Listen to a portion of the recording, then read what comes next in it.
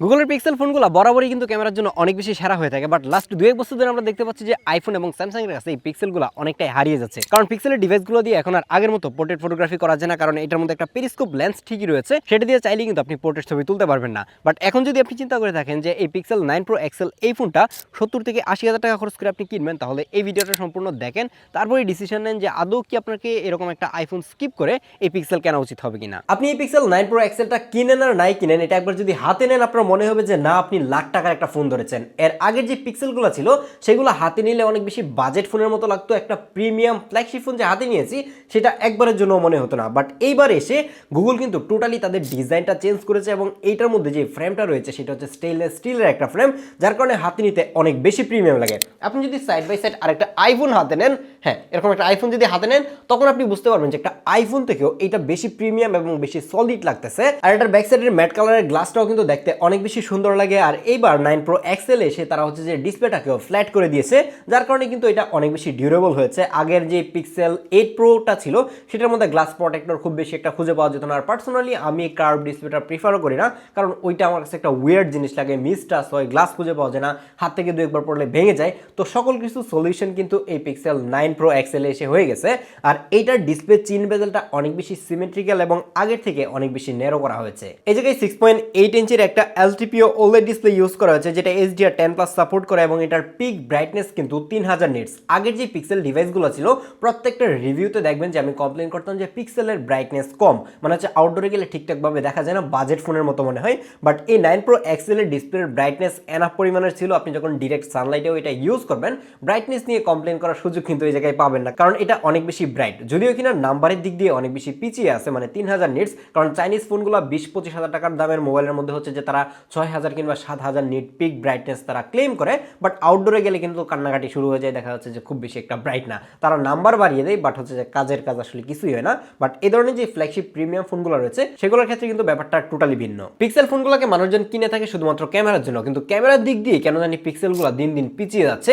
এই জায়গায় যদিও কিনা ক্যামেরা সেটআপগুলো অনেক বেশি স্ট্রং রয়েছে, এটার মধ্যে একটা 50 মেগাপিক্সেলের মেইন লেন্স ইউজ করা হয়েছে, তার পাশে একটা 48 মেগাপিক্সেলের পেরিস্কোপ টেলিফোটো লেন্স পাবেন, যেটা 5x অপটিক্যালি জুম করতে পারে, এবং 48 মেগাপিক্সেলের একটা ultra wide camera. Camera spec শুনে মনে হচ্ছে যে খুবই স্ট্রং, কিন্তু এটা দিয়ে যখন আপনি ছবি তুলবেন তখন হয়তো আপনি কিছুটা হতাশ হতে পারেন, যদি কিনা আপনি একজন ফটোগ্রাফার কিংবা ফটোগ্রাফি নিয়ে খুব বেশি একটা গাটাগাটি করে না থাকেন।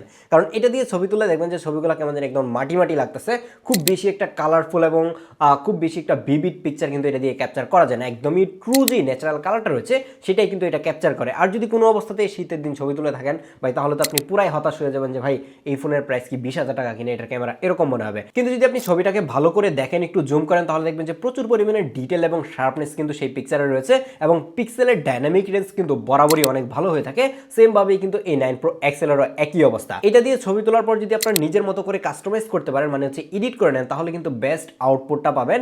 যারা একদমই সোশ্যাল মিডিয়া রেডি পিকচার আশা করে থাকেন তাদেরকে বলবো যে ভাই এ ধরনের পিক্সেল ডিভাইস থেকে আপনি অনেক বেশি দূরে থাকেন, কারণ হচ্ছে এ ধরনের পিক্সেল ডিভাইসগুলো দিয়ে কালারফুল পিকচার কিন্তু কখনোই ক্যাপচার করে না। যারা ন্যাচারাল ফটোগ্রাফি পছন্দ করে থাকেন তাদের জন্য এটা একটা আইডিয়াল চয়েস হতে পারে। ভিডিও শুরুতেই যেটা নিয়ে কমপ্লেন করছিলাম যে এটার মধ্যে একটা 5x পেরিস্কোপ টেলিফোটো লেন্স থাকা সত্ত্বেও এটার 5x লেন্সটা দিয়ে আপনি পোর্ট্রেট ফটোগ্রাফি করতে পারবেন না। আপনারা হয়তো জেনে থাকবেন যে ফোকাল লেন্থ যত বেশি হয়, মানে 3x কিংবা 5x দিয়ে যখন পোর্ট্রেট ছবিগুলো তোলা যায়, সেটার ফেস ডাইমেনশন থেকে শুরু করে ব্যাকগ্রাউন্ড ব্লার অনেক কিছুই কিন্তু অনেক বেশি বেটার লাগে, দেখে মনে হয় যে কোনো একটা ডিএসএলআর অথবা মিররলেস ক্যামেরা দিয়ে ছবিটা তোলা হয়েছে। কিন্তু এই পিক্সেলটা এই জায়গায় অনেক পিছিয়ে আছে, কারণ হচ্ছে এটার মেইন লেন্স দিয়ে শুধুমাত্র আপনি পোর্ট্রেট ফটোগ্রাফি করতে পারবেন, সেটা হচ্ছে 1.5x 2x এবং 3x আপনি ডিজিটাল জুম করে ছবি তুলতে পারবেন। এটার মেইন লেন্স দিয়ে যখন আমি পোর্ট্রেট ছবিগুলো তুলছিলাম সেটার ডিটেল এবং শার্পনেস খুব বেশি একটা ভালো ছিল না। তার পাশাপাশি এটার এজ ডিটেক্টের অবস্থাও ছিল খুবই খারাপ, কারণ আপনি দেখবেন যে হেয়ারের কাজ দিয়ে প্রচুর পরিমাণের এজ ডিটেকশন মিস করছে, চুল টুল মানে নাই করে দিছে। আর যদি সানগ্লাস পরে যদি একটু অ্যাঙ্গেল থেকে ছবি তোলা যায় তাহলে সানগ্লাসের অর্ধেক কেটে দেয়।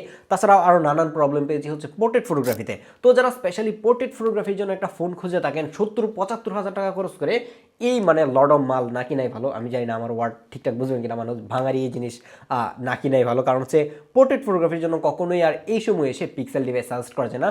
আপনি 70-75 হাজার টাকা দিয়ে যদি অ্যান্ড্রয়েড ফোনই কিনতে চান, আপনার বেটার পোর্ট্রেট লাগবে, তাহলে কিন্তু আপনি S24 আলট্রা যে ফোনটা রয়েছে সেটা কিন্তু এখন ইউজড মার্কেটে এরকম প্রাইসেই পাবেন। তো সেইটা রেখে এই জিনিস কেনার কোনো মানেই আসে না। যারা হচ্ছে ন্যাচারাল ফটোগ্রাফি করতে চান, আপনি ল্যান্ডস্কেপ ছবি টবি তুলবেন তাদের জন্য এটা ঠিকঠাকই রয়েছে, যদি কিনা আপনি পরবর্তীতে একটু এডিটের মাধ্যমে নিজের মতো করে কাস্টমাইজ করতে চান। এই পিক্সেল 9 প্রো এক্সেলটা পোর্ট্রেট ফটোতে যেমন পিছিয়ে আছে ঠিক সেম ভাবে ভিডিওতে কিন্তু অনেকটা পিছিয়ে আছে, যদিও কিনা এটা দিয়ে সর্বোচ্চ 8K 30 fps ভিডিও রেকর্ড করা যায়, বাট অ্যান্ড্রয়েড ফোন দিয়ে আসলে 8K ভিডিও করেও লাভ নাই। তো চলুন এটার একটা ব্লার ভিডিওটা আপনাদেরকে আউটডোরে গিয়ে একটু দেখায়, যে এটা দিয়ে যদি আপনি সিনেমেটিক মোডে ভিডিও করতে চান, মানে অ্যাপেলে যেটা সিনেমেটিক মোড, আবার হচ্ছে স্যামসাংয়ে পোর্ট্রেট ভিডিও, আবার পিক্সেল এসে সেটার নাম হয়ে গেছে ব্লার ভিডিও। মানে মেন কথা হচ্ছে ব্যাকগ্রাউন্ড ব্লার করে ভিডিও করার যে অপশনটা সেটা, তো সেটা দিয়ে আউটডোরে ভিডিও করেছি। এটা একটা স্যাম্পল দিয়ে দিচ্ছি, আপনারা দেখলেই বুঝতে পারবেন যে এটা থেকে কেমন লেভেলের ভিডিও পাওয়া যায়। এখন যে ভিডিওটা দেখছেন এটা হচ্ছে পিক্সেল 9 প্রো এক্সেল দিয়ে ব্লার ভিডিও রেকর্ড হচ্ছে, মানে হচ্ছে আইফোনের মধ্যে যেটা সিনেমেটিক মোড, মানে ব্যাকগ্রাউন্ড ব্লার করে ভিডিও করা যেটা, কিন্তু এই জায়গায় পিক্সেল অনেকটা পিছিয়ে আছে। যেমন হচ্ছে এটা দিয়ে আপনি সর্বোচ্চ 1080p 30 fps রেকর্ড করতে পারবেন, তার উপরে যাওয়ার কোনো অপশন কিন্তু এই জায়গায় নাই। এবং ব্লারের যে এজ ডিটেকশন সেটাও খুব বেশি একটা ভালো না, সেটার এইচডিআর অথবা ডাইনামিক রেঞ্জ কতটুকু ভালো সেটা একটু দেখাই। সূর্যের অপোজিট থেকে আমি ভিডিও করতেছি, এই যে দেখেন এখন কিন্তু আমার পিছনে সূর্য, তো পিছনে সূর্য রেখে যদি ভিডিও করতে চান তাহলে এরকম একটা ভিডিও পাবেন। এটার ভিডিও নিয়েও আমি খুব বেশি একটা স্যাটিসফাইড না। আর যারা পারফরমেন্স নিয়ে জানতে চান তারা হয়তো বা জেনে থাকবেন যে পিক্সেলের ফোনগুলো কিন্তু খুব বেশি একটা পারফরমেন্স সেন্ট্রিক হয় না, মানে এগুলো থেকে একদম র পারফরমেন্সটা পাওয়া যায় না। আর এটার মধ্যে কিন্তু তারা প্রসেসর হিসেবে ইউজ করেছে গুগলের যে নিজস্ব টেনসর চিপ রয়েছে, টেনসর G4, মানে 4 ন্যানোমিটারের যে চিপটা সেটা, এবং এটার পারফরমেন্স বলবো যে আমি এভারেজ লেভেলের, কারণ এটার পারফরমেন্স একদম আহামরি না। আপনি যে উড়াধুরা গেমিং করতে পারবেন ব্যাপারটা এরকম না, এটার মধ্যে একটু বেশি গেমিং করতে গেলে দেখা যাচ্ছে যে প্রচুর পরিমাণের ওভারহিট করে। তার পাশাপাশি লং টাইম ক্যামেরা ইউজ করতে গেলেও আমি ওভারহিটিং এর প্রবলেম পেয়েছি। আর যদি আপনি এইটার ক্যামেরা দিয়ে ভিডিও করে সেই ভিডিওটাকে এডিট করতে চান, ক্যাপকাটে ভিডিও এডিট করতে গেলে যদি অনেক বেশি হেভি ভিডিও এডিট করেন তখনও দেখবেন যে টুকটাক ল্যাগ হ্যাংয়ের দেখা আপনি পাবেন, কারণ এই টেনসরের যে চিপগুলো রয়েছে সেইগুলো মূলত স্যামসাংয়ের ঘর থেকে বানিয়ে আনে। মানে স্যামসাংয়ের নিজস্ব যে একজনও চিপ রয়েছে সেটা নিয়ে তারা মার্কেটে টানা হেসরার মধ্যে থাকে যে তাদের চিপের অবস্থা খুব খারাপ। তো সেই জায়গায় তারা আবার গুগলকে হচ্ছে যে তাদের চিপ সাপ্লাই করতেছে, তো সেই জায়গায় কতটুকু ভালো হবে সেটা আই থিঙ্ক নিজেরাও বুঝতে পারতেছেন। তার মানে এটা না যেটার পারফরমেন্স খুব বেশি খারাপ দেয়। এটা যদি আপনি রেগুলার লাইফে ইউজ করেন, লাইক ফেসবুক, ইউটিউব, এই ধরনের টুকটাক অ্যাপ আমরা যেগুলো একদম ফ্রিকুয়েন্টলি ইউজ করি, এই ধরনের অ্যাপগুলো একদমই বাটার স্মুথলি ইউজ করতে পারবেন। অনেকগুলো অ্যাপ একসাথে আপনি মাল্টিটাস্কিংও করতে পারবেন, আপনি ল্যাগ হ্যাংয়ের দেখা পাবেন না। এবং আশা করা যায় যে 2-4-5 বছর এটার পারফরমেন্স একদমই স্টেবল থাকবে, পারফরমেন্স অনেক বেশি ড্রপ করবে যে এরকম কোনো কিছু হবে না। আর এটার মধ্যে কিন্তু আপনারা 7 বছরের মেজর সফটওয়্যার আপডেট পাবেন। তার মানে হচ্ছে এটার মধ্যে অলরেডি অ্যান্ড্রয়েডের যে 17 বেটা ভার্সন মেবি চলে আসছে, আমি চেক করে দেখি নাই, বাই দ্য ওয়ে এটা হচ্ছে অ্যান্ড্রয়েড 16 এখন রান করতেছে। তো আমার কাছে পার্সোনালি অ্যান্ড্রয়েডের যে স্টক ইউআইটা রয়েছে সেইটাও খুব একটা ভালো লাগে না।